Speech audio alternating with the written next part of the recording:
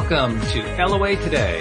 I'm Walt Thiessen here with life coach Cindy Chavez. Today is Wednesday, March the 18th, 2020. It's 4 p.m. New York time. Wherever you are in the world, thank you for joining us for another episode of LOA Today, your daily dose of happy. And that is what we are really striving for over the last week, 10 days or so with all of the stress related to coronaviruses and so forth. We've been making it a point, Cindy, every single day to really zero in on what feels good and help people who are followers of this whole law of attraction, conscious creation thing to stay on the side they want to stay on. And I think we've been fairly successful. It's worked out pretty nicely. Yesterday, Dan Mangina and I talked about dealing with the stress of it, because regardless of how much you work on it, I mean, we still feel the stress. Sure. All of us have a certain empathic tendency, and so we pick up other people's energies. Like Linda Armstrong likes to remind me, it's a good, when you're feeling like that, it's good to remind yourself, okay, whose energies are these? Are these mine? Or are they somebody else's? Yes. Yep. So that's always a good thing too. But we're going to continue that theme today, especially since Wednesdays are relationship Wednesdays. Right. And relationships suffer just as much as anything else. I mean, individuals suffer, but relationships suffer too. Maybe more, especially since right now, with all the stay in place happening, a lot of people working from home, schools closed, so that kids are home. Yep. Mm-hmm. Right. I saw somebody tweeting about, about now that we all have this extra time on our hands, we can learn those things that we've been putting off, and I said, who are they talking to?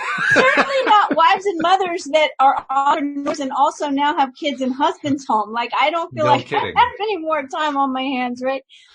But sure, it's interesting you brought up empath and being, an empath and having empathy. This is not always a popular viewpoint, because there are a lot of people out there that say, well, I am an empath. I'm an empath. And I'm not saying anything about that, but just to say humans are empaths. That's right. We're all wired to be empaths. It's not that you're one and I'm not, or I'm one and you're not. It's like, and if you are really, really feeling the stress because of your human ability to be empathic, if the stress gets to be a lot, it's usually because you have places that are unhealed. It's not because you're an empath. We're all empaths. So it tells us, once again, like a mirror, right? Like all relationships are a mirror. It's telling us, it's like a little check engine light telling us maybe what we need to work on in our own self to heal that. And then we won't be so triggered when we start picking up other people's energies. Right now, everybody's triggered because this is scary. And that's one of the things that I've been talking about all day today, it feels like, is that it's really important that we are okay with our feelings. That doesn't mean we want to feel scared and triggered and fearful and full of anxiety all the time. That's not what I'm saying. But when we try to ignore that we're having those feelings, what is that? Resistance. And what do we know? What we resist persists. That's right. So something that I think is important to remember is that when we have a feeling that's always triggered by a thought, right? So we turn on the news, we hear more bad news, right? And we have our thought about it, and we have a feeling, and maybe that feeling is fear or anxiety or whatever. That feeling will naturally dissolve in less than 90 seconds, right? You know how they talk about, like, when you're trying to quit smoking, I can't remember the number. Somebody told me this. My husband read me an article about it and said, that's interesting. I said, what? He said, well, they say if you're trying to quit something, like trying to quit smoking, you have an urge to have a cigarette, that urge will go away. I think he said in 6 minutes, like, whether you have a cigarette or not. So if you can just wait it out, well, that feeling of fear or anxiety or whatever, it will go away in less than 90 seconds unless we add to it by telling another thought and another story. Which is exactly what we tend to do. Right. So we see, oh my gosh, New York is in stay in place mode right now. Oh my gosh. And what do I say? Oh my gosh, that's where my son is. Mm-hmm. That's what, and so then I start telling myself more stories and ideas that are going to keep triggering it. So here's my fix for that, is that admit it and accept it. Oh, wow, that's a scary thought. I feel fear. And then recognize that And emotion is emotion. It's energy in motion. It has to move. So let it move through you while you decide to put your focus somewhere else. Listen to a song, go for a walk, think a happy thought, find an idea to do something that's not going to add to this anxiety.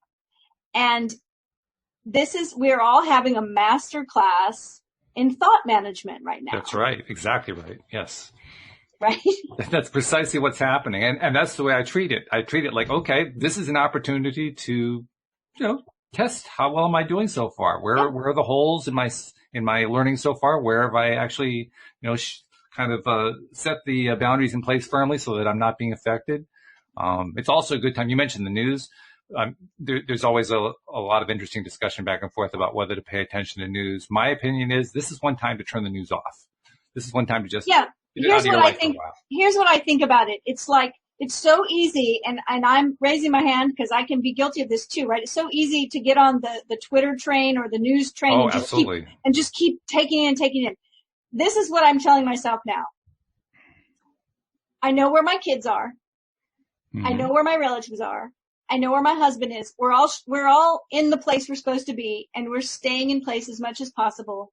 So now that we've made those choices and those decisions, why do we need to listen to the news 24/7? Yes, if you want to feel like if you want to fulfill that need, you have to be informed.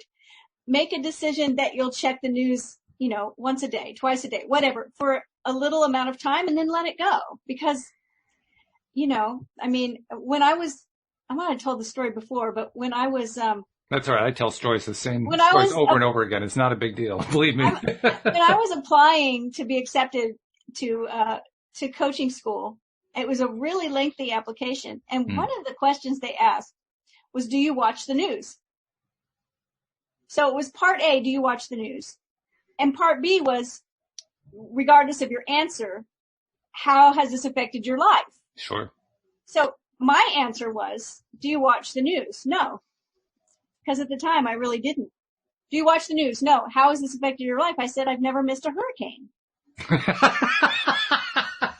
Like, if there is something I need to know, I'm going to hear it. If it's big enough that I need to know it now, it's going to come in somehow, That's a right? Great point. Yeah. Yeah. So I'm not against watching the news, but I am recognizing that be aware of what you're feeling in your body and your emotions. And if it's triggering to you, do something else. It's a great time to read some uplifting fiction. I heard that people are reading the book, The Plague, and I saw somebody that was really watching. They kept posting what they were watching, and it was like a constant stream of zombie movies and movies about Contagion and all these. And I was like, no, not gonna do it. No. No. So, I think that thought management is really the key right now. Jeffrey posted something in our live stream along these lines of what to do with the news, and he has an interesting twist on it. He says, I started asking every day, what great news will today bring? Right? I hope I don't have this wrong.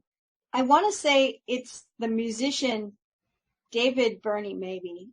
Created a website called Things to Be Cheerful About or something like that. Oh, and I signed up for it. It's all news that's good news. And even this week he's been sending out things and not ignoring the coronavirus situation. Even within the situation, talking about things that bring a smile to your face, that bring hope to your heart. It's you can find it. You can find it.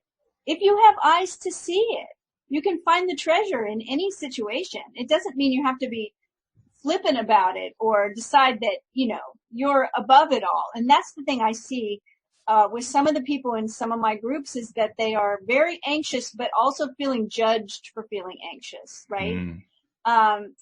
And that's a great site, though. I got to check that one out. David Burney has that, huh? I will. Yeah, I'm going to find it and send it to you. Okay. Or we can even post it in the comment thread for the video. Sure. But yeah. Really good stuff.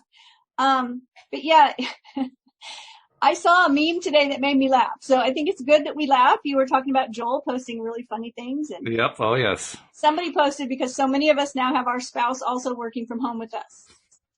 And they said, if you're new to you and your spouse both working at home, they said they invented an imaginary coworker to just blame everything on that doesn't work. I love that. That's great. Not that we want to get caught up in the energy of blame, but I did think it was funny. Yeah. I mean, obviously you don't really, but it's a good cue, actually. You talked about looking for the cues. There's a cue. I mean, if you find yourself blaming the imaginary coworker, then, right. Oh, wait a minute. There's something here I got to work on. Right. Exactly. Yeah. So I think it's important to recognize that, there's different stresses that come with different situations, but you have some people suddenly with their whole family home with them all day, every day. And that's becoming stressful because it's not your normal routine. And then you have other people. I have some clients that live by themselves. And so all of their skin to skin connection is shaking hands and hugging someone's neck that they see out of their house, right? Mm-hmm. Visiting friends, going to restaurants, going to the office, whatever they do. And now none of that is happening. Mm-hmm. So it's kind of two extremes. You've got the feeling very alone. Yes. And feeling isolated. And then the other extreme where it's like, oh my gosh, everybody's home and they're all in my space. So both of those things, can be really stressful. And we all just need to recognize that, feelings, including stress, is always a result of thoughts. That's where the thought management comes in. It's like, what thought am I having that's creating this feeling, right? So I was teaching a group today that being honest and telling the truth is one of the best things you can do for your immune system. Good point. Because when you're, and I said this to my group, it's not like I think my group's full of liars, right? Yeah, right.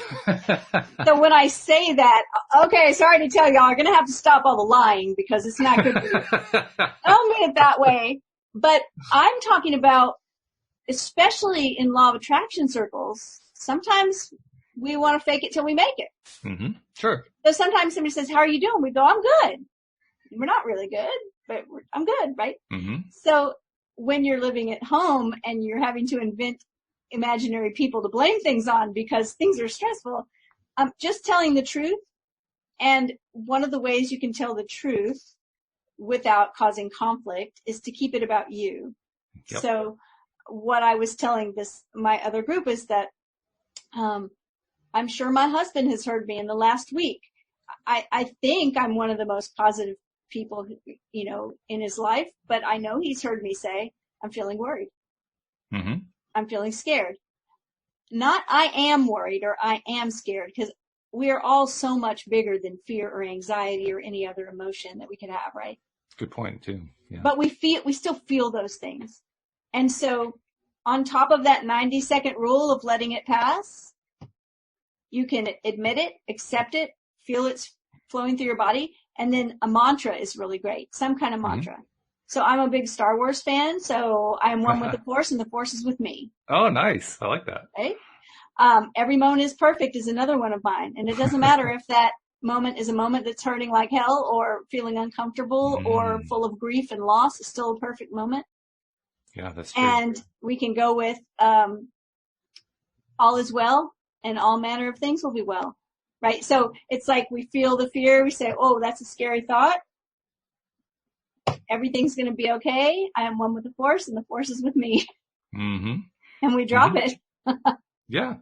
Yeah. It almost doesn't even matter those are some pretty cool ones. I like those, but it almost doesn't matter what the phrase is, because the purpose of the phrase is simply to kind of break the flow of whatever that negative thing is and give yourself a chance to move in a different direction. Just kind of shift direction a little bit. It's a pattern interrupt. Right.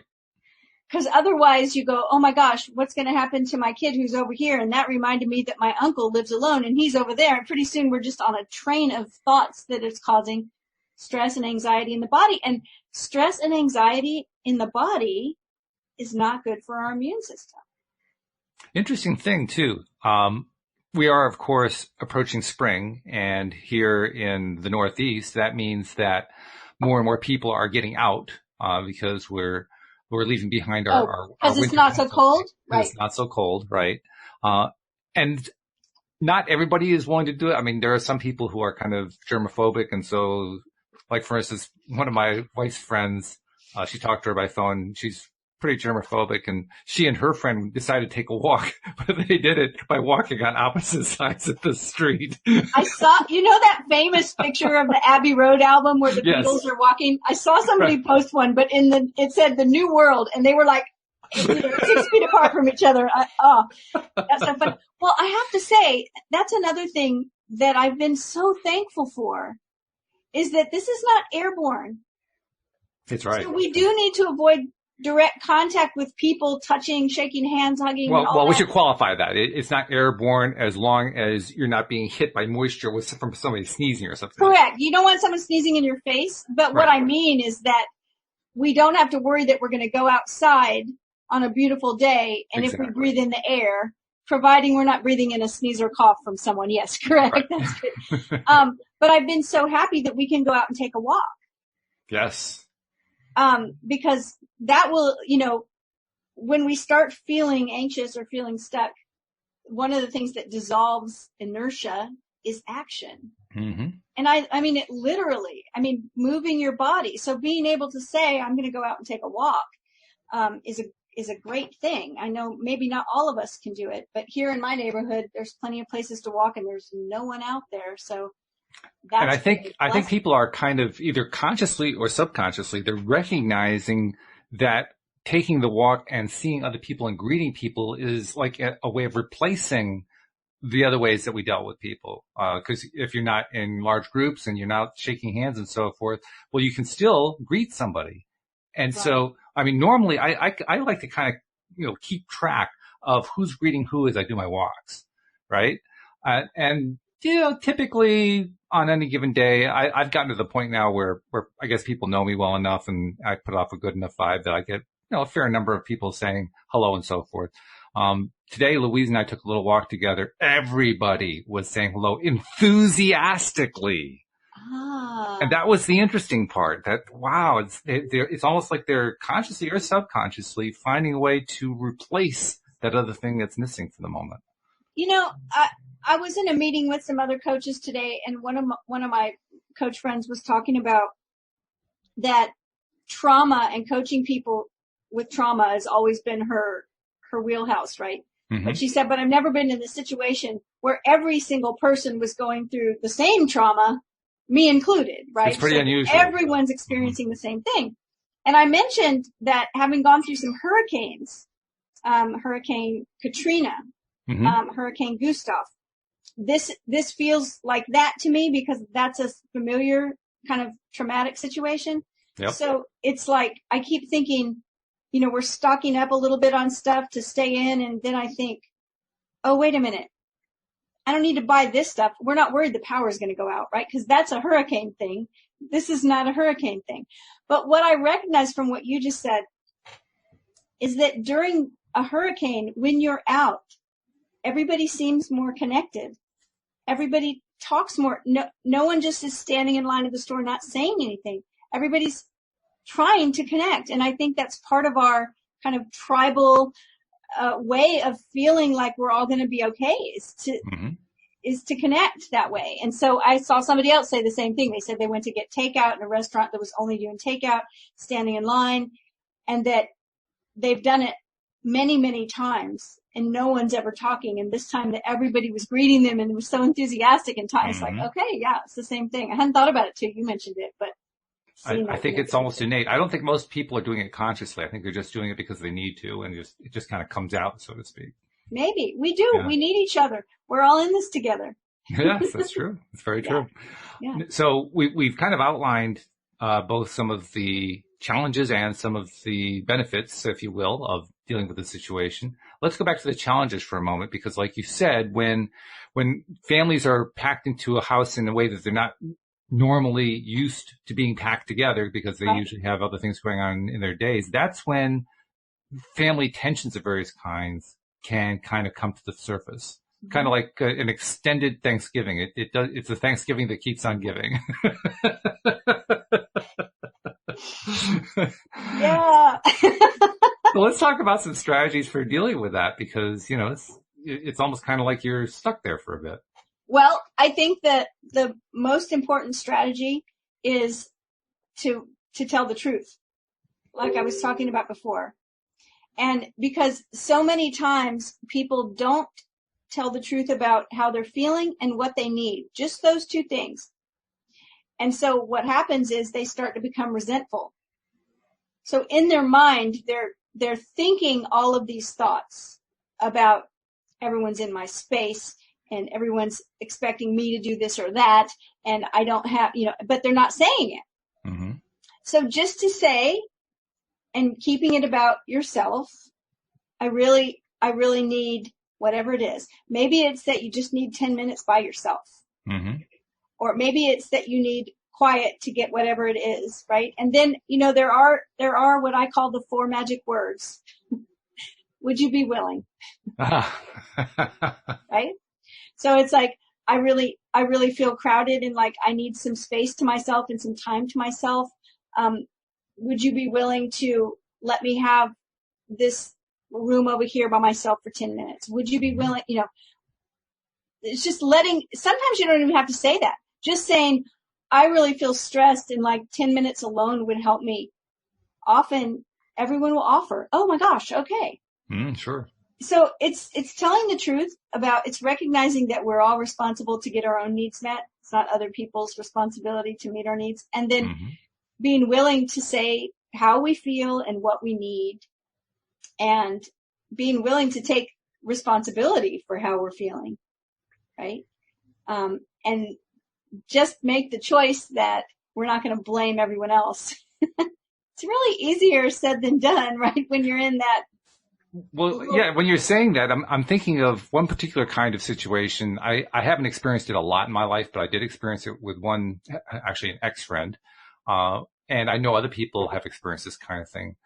We all know that there are many people in life who have fairly serious issues. Let's put it that way. Certain things they haven't really learned about themselves.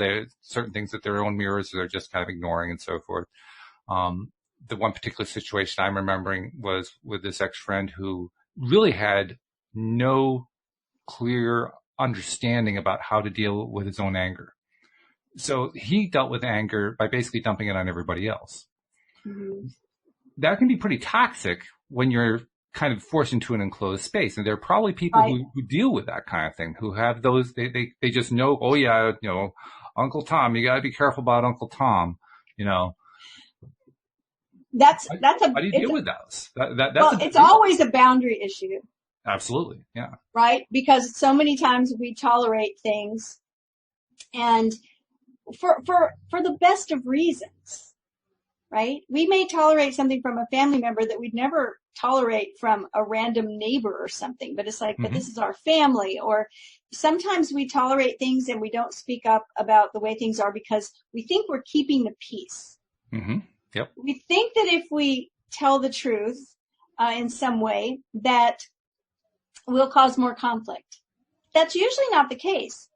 When you keep quiet to avoid conflict, there's still conflict. It's just inner conflict. It's conflict within you.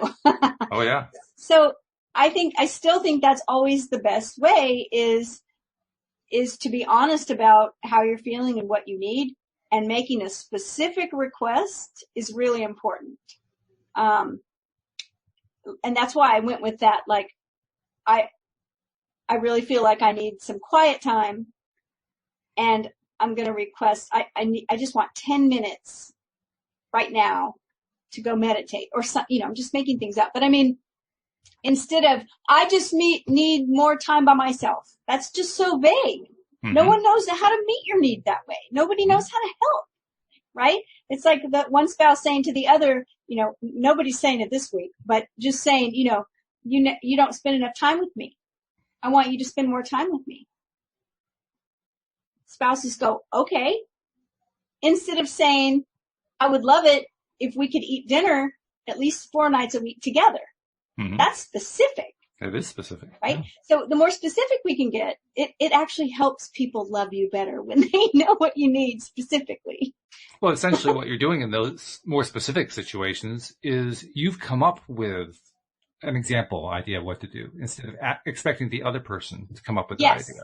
And it's so hard for some people.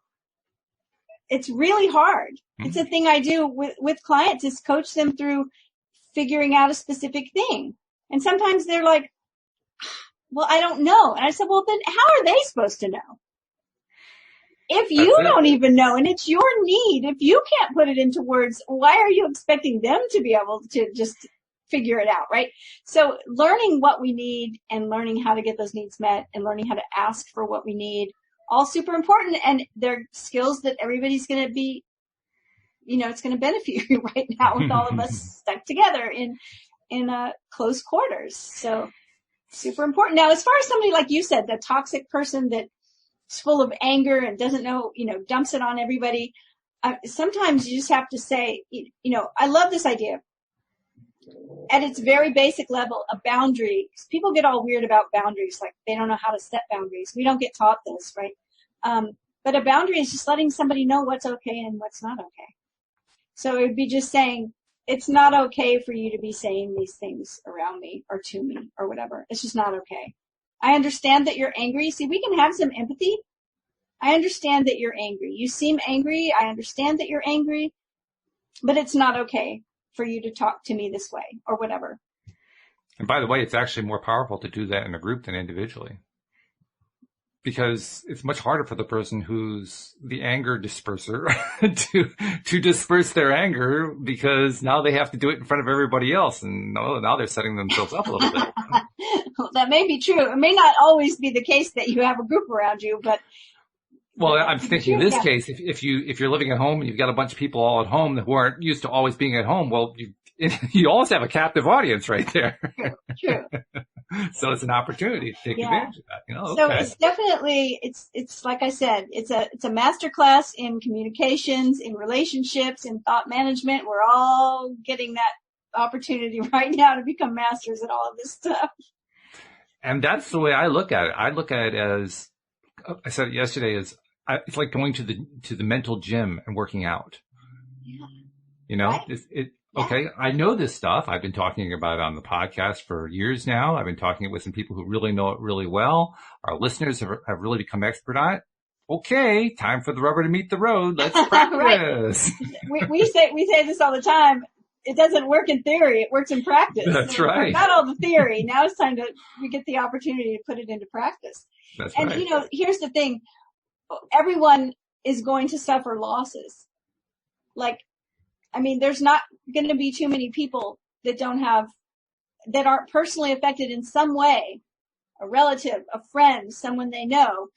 We've already experienced it in our families. So, we need to be ready to be very kind to each other and very kind to ourselves when we're experiencing grief and loss. Mm-hmm. And that is, you don't beat yourself up.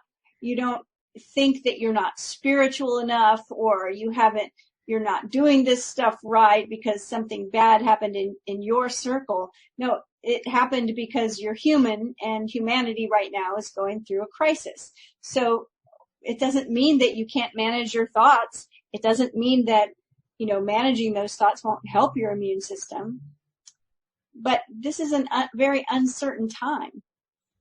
And so, when we go through times that feel uncertain, we have to be careful to be gentle with each other and with ourselves. Yeah, the gentleness is really important, particularly, I think, with ourselves. Certainly, we want to be gentle with others, but my impression, certainly in my own experience, and I think it's probably true of most people, we're harshest on ourselves. Oh, yeah.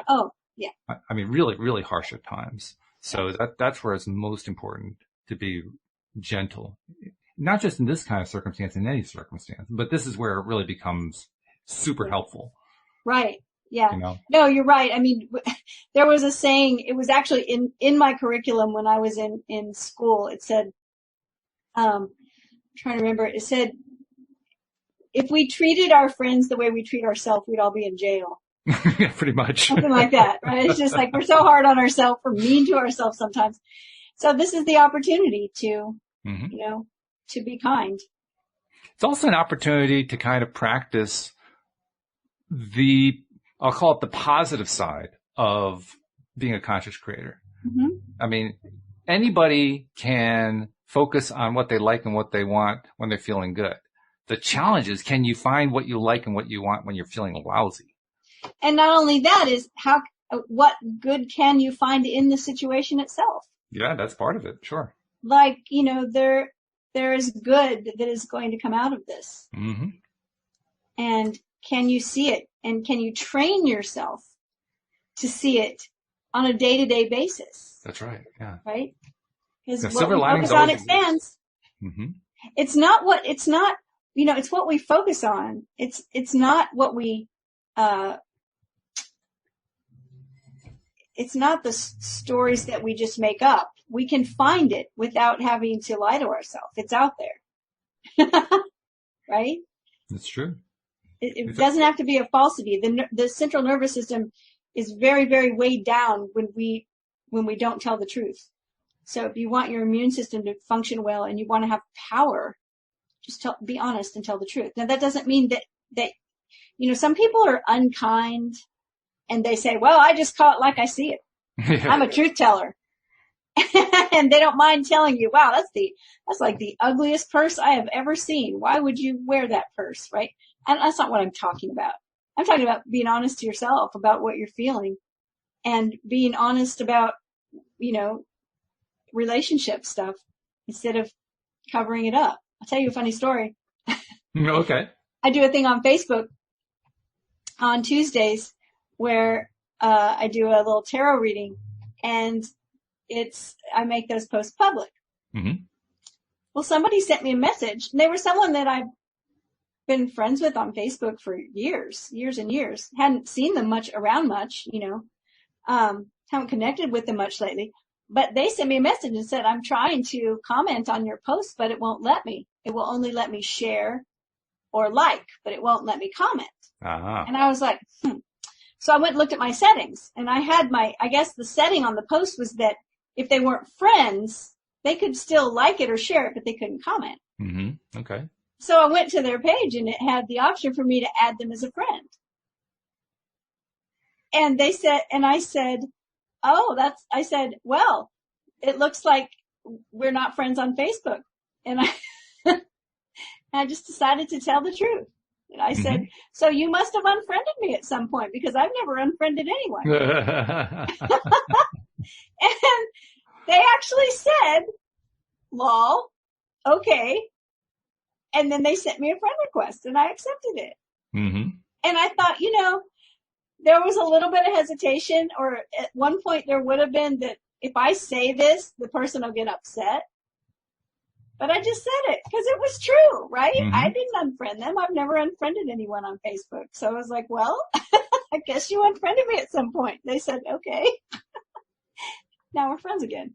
Interesting thing too, because I have unfriended people on Facebook, but I don't do it anymore. Because what I do instead is I simply unfollow. At the time that I was unfriended, I didn't know that was available. You used to not have that option. Right. Yeah. But since that option came along and I became aware of it, I figured, well, shoot, this is great. I love this. Right. If you don't want to see certain things, then you don't have to. Yeah, right. That's right. And with everyone having hundreds of Facebook friends now, I mean, it seems like it. Mm-hmm.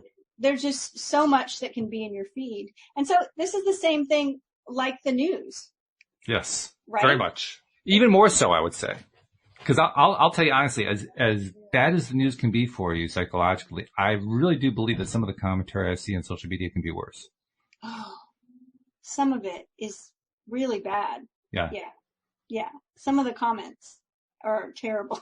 I mean, there are people who are, and this is kind of like an extension of what we've been talking about, where this whole crisis situation has been concerned. That the repeated focus. Okay, I'm focusing on this thing I don't like, and now I'm going to focus on it some more, and now I'm going to focus on it some more. There are people who are just posting one thing after another, right. Trying to guilt people, trying to push them in the direction they think they should be going and so forth, all about the virus. I'm thinking, oh my goodness. And I know some of them actually understand law of attraction. Well, I think, it's also connected to fear and anxiety and people worried Absolutely. that other people aren't taking it seriously. And I have to say, at the point where in our city, the schools were closed, everything was closing. We went for a walk and my sister is a nurse, a trauma nurse, the kind of nurse that she actually flies a helicopter and goes to Haiti when there's an earthquake and, just major. Right, right. And so this is kind of, her thing. And she posted an article that was interesting because I don't have kids, see, so, I do, but they're grown. They're in their own places. So I'm not dealing with third graders at home or whatever. Right. But the article was called, "This is Not a Snow Day." And what it was talking about was that so many people are like, oh, the schools are closed. Let's have a big neighborhood sleepover and let's all visit each other so we're not bored. And, and there's that was not the whole point of this, right? So we were walking and there was a group of maybe 20 tween-age boys and parents playing with a big ball, all throwing it around. It's just like, So I understand that need to like, oh my gosh, people aren't getting this yet. We have to talk about it. But it's still your own responsibility what you see in your feed on social media, how much news you watch, how much, and it's like boundary setting. You can turn that off. And I'll even go out on a limb here and say it's not your responsibility to get other people to take the virus seriously. It's not your job. Your job is to do what you need to do with you and the people you care most about. It's not your job to fix the world. The world is not here for us to fix. And that's a hard concept, especially in the middle of something like this. But really, it's not our job to fix the world. Well, as a Jewish person that believes in a concept called tikkun olam, which means repair of the world, I believe it is our job to fix it. I believe it is our job to do what we can to make the world a better place. That's why I'm in the business that I'm in. I mean, that's what I do. Let me clarify my point, because I really do believe that it's not our job. But the reason it's not our job is that the world isn't broken. I truly do believe that the world is not a broken place. The world is functioning the way the world needs to function. It is doing its job the way it needs to do its job at all times. And that's the difference between seeing the world as whole and healthy and seeing the world as sick and broken and in dire need of everything. It's basically a very, very needy place. I think the earth is not, the earth is not in trouble. No. But Uh-oh, we just lost voice for a minute. Is my microphone okay? You were fine up until that point, and then all of a sudden for about 3 seconds we lost you. I don't know. So I'm curious about, I can't ever see the chat because I'm not over there. So I'm curious about comments and questions. Jeffrey has been like fluent, as he often is, but today he's really, it's like one thing after another about what he's been doing. He says, let's see, I've been helping a lot of people work through their anxiety and fear. He says, talking to a counselor helps. I have faith in love and connectedness.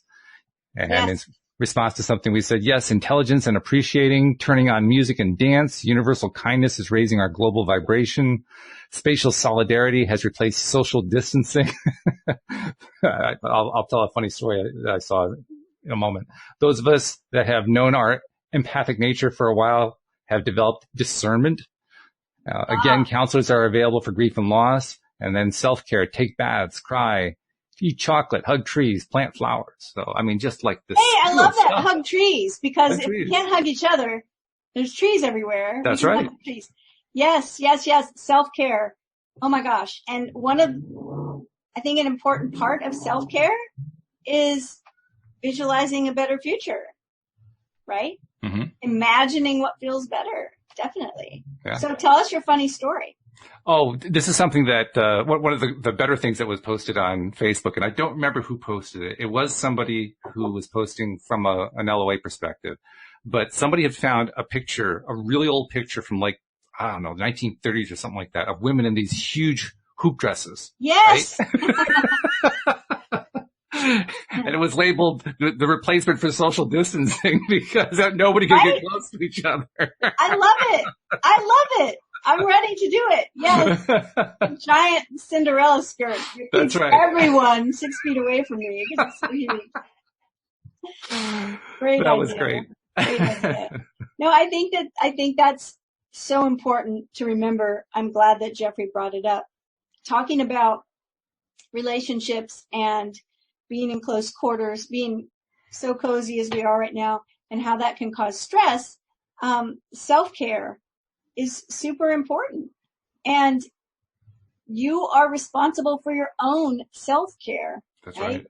No one else is responsible for taking care of me like I can be. I know what I need. I know what's going on in my inner being. So self-care on lots of different levels, like drinking enough water, getting enough sleep. Like right now, I've heard several people say that they are not sleeping well.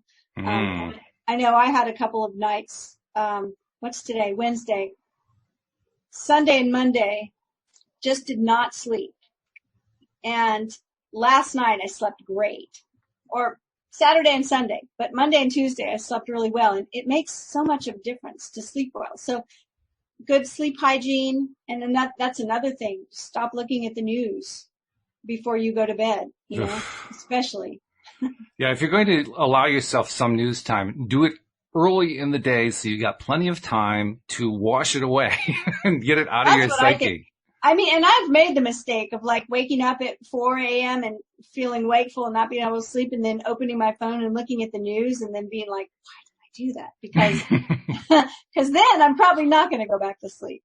So yeah, just recognizing that self-care and good relationship habits, most of them are pretty easy if we'll just do them. I'll tell you another little funny thing.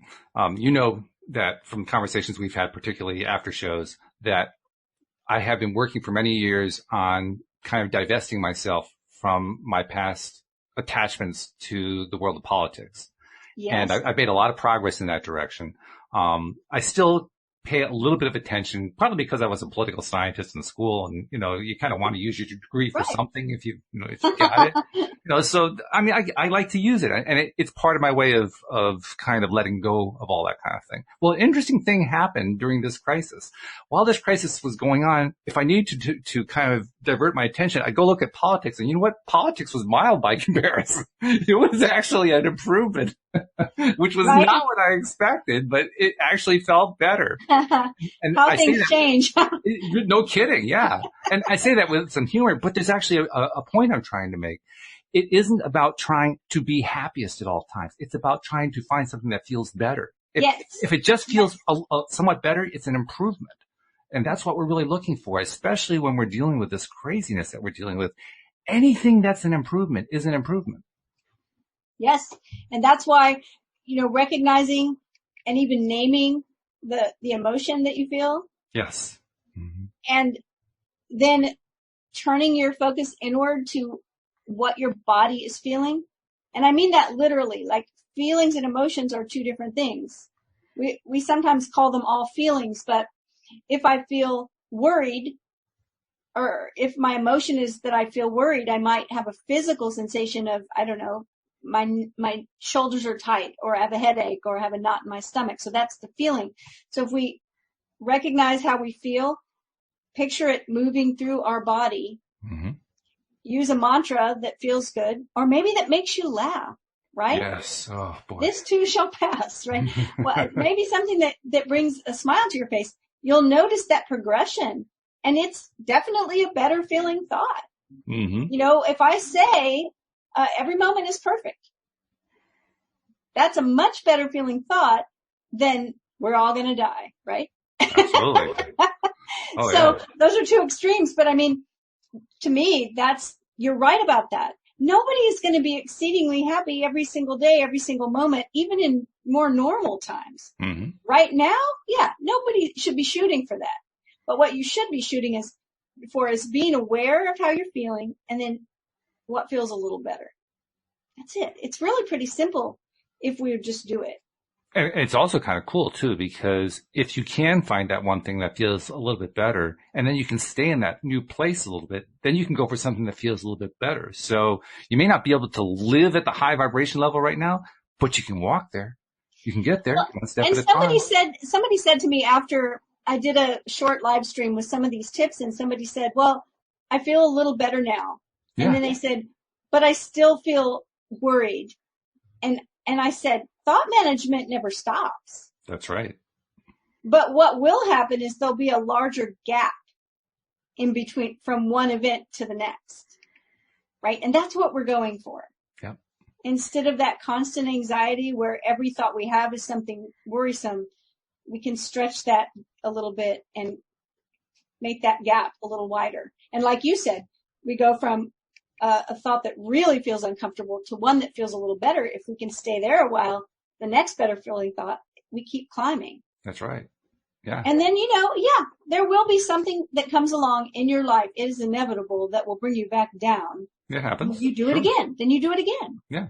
It's like that idea in meditation when people say, I tried to meditate and I just couldn't do it. My mind kept wandering and I kept trying to bring myself back, focus on my breath, and then my mind would wander and I have to bring myself back again. And I go, you're doing it. That's right. That's it. You're not a monk. Most of you aren't. I'm not. Interesting thing too happens that, and this is why I was kind of going on earlier about how valuable it is to use these situations as opportunities to kind of work the muscles a bit, to work the mental muscles, is that when you're doing this on a regular basis and using this kind of a situation as an opportunity to kind of really push it a little bit, you're making yourself stronger mentally. Yeah. You're making yourself able to focus on that stuff that you like more easily, so that it's kind of like what a baseball player does when he goes up to bat. A baseball player, when he's in the on-deck circle, will put an extra piece of metal on his bat and swing the bat with the metal because it's harder to swing. Mm-hmm. And then he'll get up to the plate without the metal, and all of a sudden the bat feels real light. He's like, okay, I'm ready to go here. It's the same psychology. When my son, my youngest son was a professional cyclist for a while, and when he started, there's a saying with bicycles. It's strong, cheap, light. Pick two. Mm-hmm. Right? Yep. Because if it's light and cheap, it's not going to be very strong. And if it's strong and cheap, it's not going to be very light. It's true. Right? Because those carbon fiber bikes that weigh nothing, they're very expensive. They are. Well, he did not have a very expensive bike when he started. And so he was training on a bike that was like much heavier than everybody else out there, right? Mm-hmm. So when it came time where he did have the good bike, man, he was like a rocket. And so there was this one company, and I don't remember who they are now, one of the bicycle companies. And for April Fools, they made an ad, and it was like the wheels on the bike were made out of concrete. And it was like they were pitching it as this great training bike because it weighed like 80 pounds. It was hysterically funny.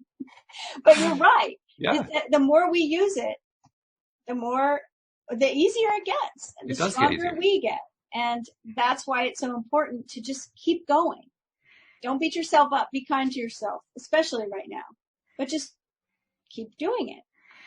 And it's cool because the more that we do that, the more that our muscles, so to speak, get stronger.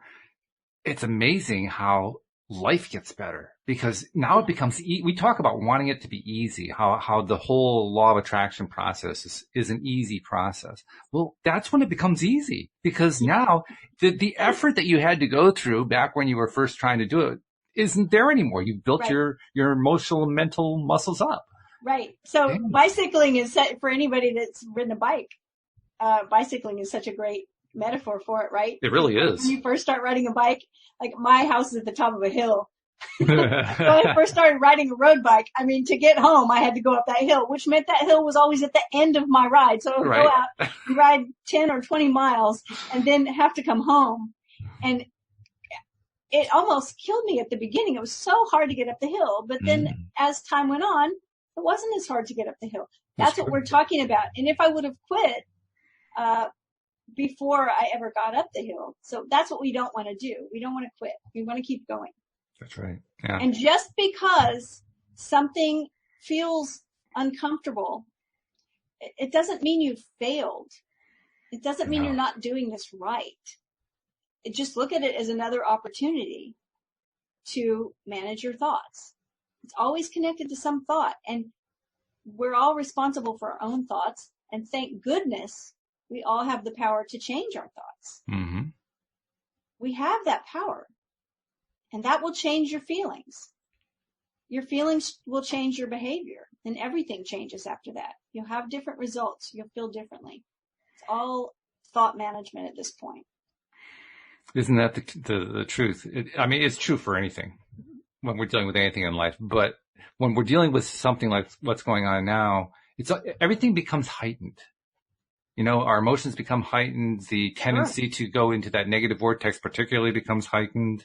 But also it works the other direction too. If you're in the midst of that, that tendency toward a negative vortex, toward a negative downspin, and you work the muscles and you turn it around, you start feeling good. Right now I'm feeling pretty good. We're telling some funny stories, we're sharing some interesting stuff and so forth. I'm feeling pretty good. You can actually feel good and stay feeling good for quite some time in the midst of struggle, in the midst of difficult situations. You can. And when you notice that, to me, that's the most important part. Mm-hmm. Yes, you've done all this work. I've done all this work. I've gotten to this place. I'm feeling better. But the best part is I'm noticing that I'm feeling better. And I'm celebrating it. Like, oh my God, I'm doing it. I'm feeling better. In the midst of insanity, I'm feeling good. It feels so weird. Look at those other people. They're all so miserable, but I'm not. I'm feeling great. That is such an interesting feeling. Well, so much of it is attached to that primal brain and adrenaline, right? Where everybody's like in fight or flight mode. Mm-hmm. And how do we stop that? By telling a different story, having a different thought. Absolutely true. And it doesn't mean you're lying to yourself. I'm not talking about convincing yourself that nothing's really going on, or convincing yourself that we're not really, that's not what we mean at all. But it's just having faith in yourself that you have control over your thoughts, and not other people, and not the news, and not your own brain that wants to spin out and tell a bunch of stories that aren't really real. That's the thing, is there are real things going on. And then our brain likes to sort of one-up it and give us more stories that match. That's right. That might not be going on, right? There's like the thing we fear the most. Like, so we start developing, and this could happen, and this could happen. And it's kind of like they say that when you watch a movie, the reason why you have a strong emotional reaction, to like a scary movie or a sad movie, is that, we know this stuff isn't real. Mm-hmm. Like, we watch a movie and we're a tearjerker, let's say. We watch it and we're just like, oh my gosh, this is so terrible. And we know it's not real. We know it's a made up story. We know it's just actors. We know that, the blood is fake, whatever. But it's because our body our logical mind knows the difference and says, oh, those are just actors. That's not a real explosion, whatever. But our body doesn't know the difference, and it produces all the same chemicals that it would be producing if we were actually watching a real live whatever happen. And that's what happens when we hear news that's actually going on, and then we start telling stories or worrying about extrapolating out into the future what it could mean. Mm-hmm. It's important that we can do that for our survival, right? The scientists and people studying things need to be able to draw a conclusion based on facts. Yes. But most of the time, in our mind, in our own story, we're drawing some conclusion that's not based on a fact. It's based on some story that we've invented. And so that's the thought management we're talking about. Absolutely true. Right. And in fact, we've for the last few minutes, we were talking about what is often experienced when we do the work and we get ourselves into that better feeling place, despite the odds, so to speak, despite the stuff that we're dealing with. How good it can feel. It's also kind of fun to notice that the manifestations, the coincidences, they start to happen again. And we just had an example of it in the live stream. Josephine posted, what a coincidence how yesterday Dan and I at one point were talking about Merlin and a particular version of the Merlin story that he had seen in a movie, and how it had a very LOA kind of a theme to it. So we were talking about that. She said she just was working with her Oracle fairy card deck today and pulled the Merlin card. And, so there's an example of it, a little tiny synchronicity that comes out of, this really challenging time that we're in, simply because she took the time to get herself into a good place. We got ourselves into a good place, and all of a sudden, there we are. Vedantic philosophy says that there's only two signs of being enlightened. One is that you stop worrying. And two is that you experience more meaningful coincidence. Or that's true. Synchronicity, right? Serendipity, whatever you want to call it. Just those two things. That's it. Yeah, that's cool. Well, speaking of serendipities and coincidences, I know of one that you can kind of create for yourself, and it's really easy to do. And that's to become a subscriber of LOA Today. So let me talk about that for a moment. Because most of you we know are subscribers, but the rest of you, which are probably about 10 to 15% of you, we want to invite you to join too, because look at what happens. I mean, obviously we aren't always talking about, severe crises like these because they don't happen very often. But, we always have something going on that's really interesting. Every show is different. Every show has a different topic. It's all the same topic. It's all under the umbrella of law of attraction, but it's different. And that's because all of life is covered by the law of attraction. So literally there's no limit to the number of topics that we can talk about, and we cover them all. So that's the benefit. The other big benefit, and this is really key, we've been talking throughout this show about different strategies today, how to turn things around in the midst of crisis, in the midst of really, really difficult situations. Well, that skill helps. It helps a lot when you're taking on tasks, when you're taking on activities that feel good. That's how you develop the skill, by taking on fun things to do. And sadly, a lot of the entertainment that's out there is not particularly fun, but this one is. This one's really fun. So that's the benefit I'm pointing to. You have a really true, a daily dose of happy that comes from being a subscriber 5 days a week, because we do 5 shows Monday through Friday that we record at 4 p.m. New York time. And, that's how you can get your 5 days of happiness. So become a subscriber. Most of you know how to do it, but if you don't know how to do it, we've made it simple. Go to the homepage of our website, loatoday.net. At the top of the page, you'll find instructions on how to do it. Usually for most people, 1 or 2 clicks will do it. Also check us out on YouTube, because that's where we live stream to as we're recording. You can actually see what Cindy looks like. You can see what Dan looks like. You can see what Linda looks like, and Louie and everybody else. See what I look like. And subscribe there and click the bell so you can get notified whenever we are on there as well. So become a subscriber and, add this to your program. Just like I'm going to add David Burney. I'm going to look up the David Burney website and add that to my program, my daily routine, because we need these. These are where we get the fuel from. These are where we get the things that help us to take that next step. That next step is so important.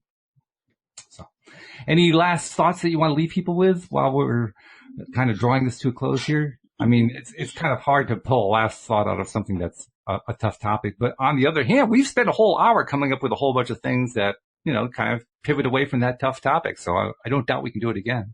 Well, and I don't necessarily think we're pivoting away from the tough topic. I think we're meeting it head on and just addressing it. It's like, I think that the thought that comes to me is that life has an ebb and flow, right? Like, even talking about illnesses, like we get ready for flu season, right? Because a certain time of year, we expect things to be worse. Or we have vacation season because the weather's going to be better. And we're all going to go wherever we're going to go. So, I mean, life never stops moving and shifting and changing. There is an ebb and a flow. This too will pass. Like, it's going to get better.